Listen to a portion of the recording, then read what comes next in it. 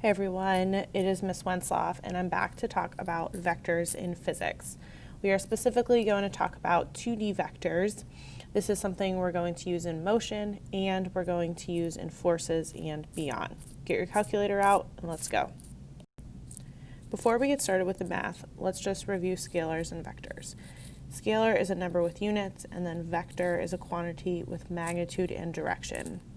So far, when we're talking about direction, we really only talk about something like 3 meters south. But now we're going to start talking about maybe 3 meters per second, 30 degrees northeast.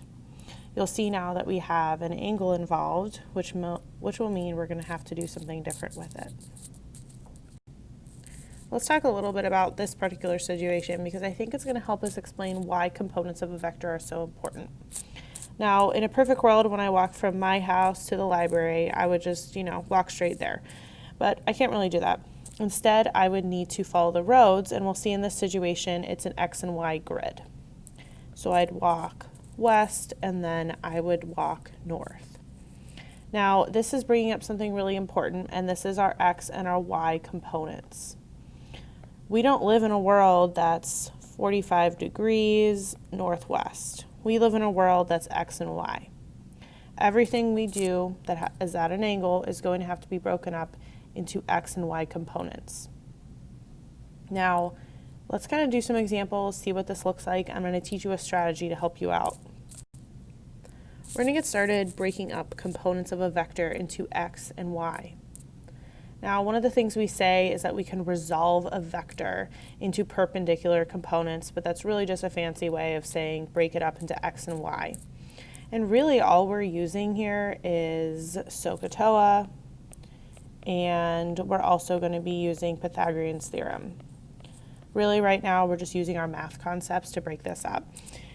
The example down here is showing a vector. So we have 1.5 meters at a 25-degree angle. Cool. But I need to break it up if I need to do anything with it into the X and Y components. Okay. So for this, I'm going to be using cosine and sine, and we'll see what that looks like. How am I going to do this? Well, let's kind of break it down here. Let's say that I'm given A. So this little arrow right here is telling me something is a vector. We're going to see this a little more as we get into forces later on. Now, if I need to figure out AX or AY, I just need to use some trig. So it's always good to start off saying SOHCAHTOA. If I want to break up my vector A, this is my adjacent side, this is my opposite side. I'm going to need to use sine and cosine. To figure out AX, I'm going to need to use cosine of my degree equals my adjacent, which is AX over my hypotenuse, and then I can rearrange that problem. I'm going to do the same thing over at AY. I'm going to have my sine, because that's opposite, AY over my vector A. And that's going to be rearranged to equal my vector times sine theta equals AY. This isn't always exactly what will happen when we break it up into my X and Y sides, but this is going to be pretty common for us. In the previous slide, I showed you how we take a vector and we break it up, but let's use some numbers and let's try this out in a real life situation. We call this adding and subtracting vectors. You'll see why in a little bit. When I'm adding vectors using components, I need to find the components of each vector that need to be added or subtracted.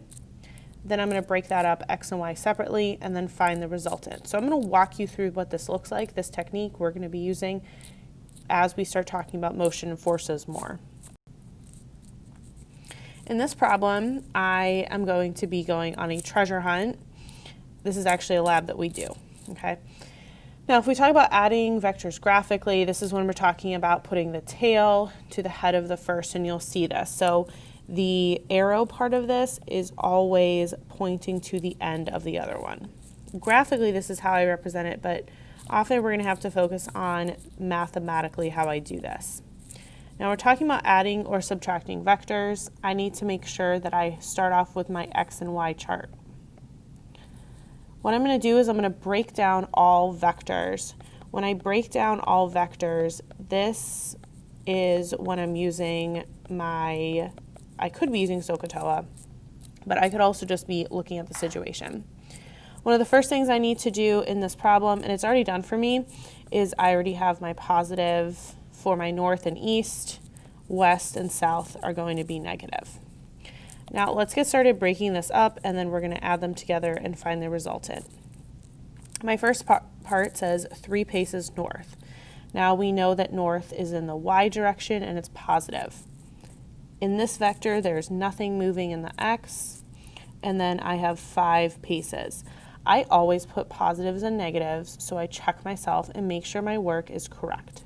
Trust me, this is always a good plan. My next one says 3 paces east. That would mean my x, I have +3, and my y, I have 0. Now, here's the fun one. Let's say that for my final part, I'm moving 4 paces southeast. And let's say that this is a 45-degree angle. One thing I want to point out is that when we define angles in physics, we typically define them off the x-axis.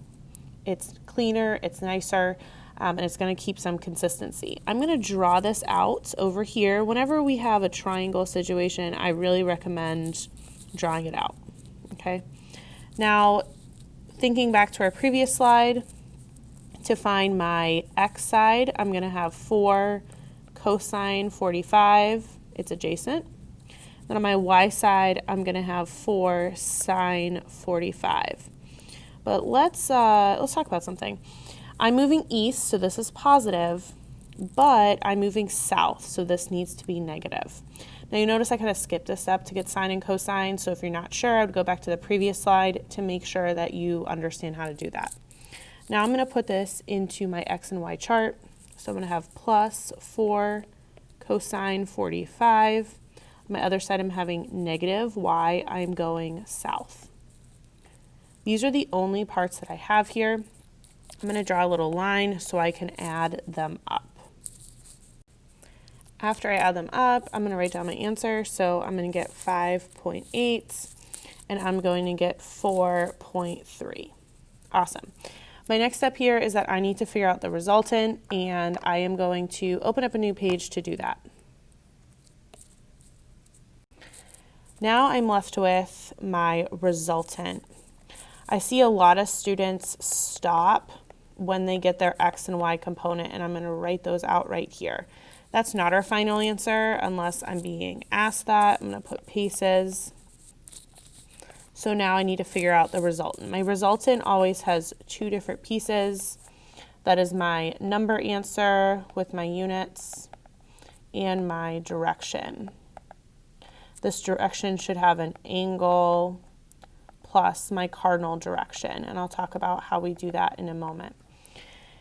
I'm going to draw out my triangle. It should match graphically what I see. So I have 5.8 paces. And then I have 4.3 paces. How am I going to figure out this side, my resultant? Well, I'm going to use Pythagorean's theorem. Now when I plug these in, this will give me my resultant vector. My resultant vector for this, I'm going to just say r is equal to 7.22 paces. I'm not done yet because I need theta, my direction. How am I going to do this? I need to do inverse tan, so tan of theta, and I have my opposite over my adjacent. I'll write that out for us.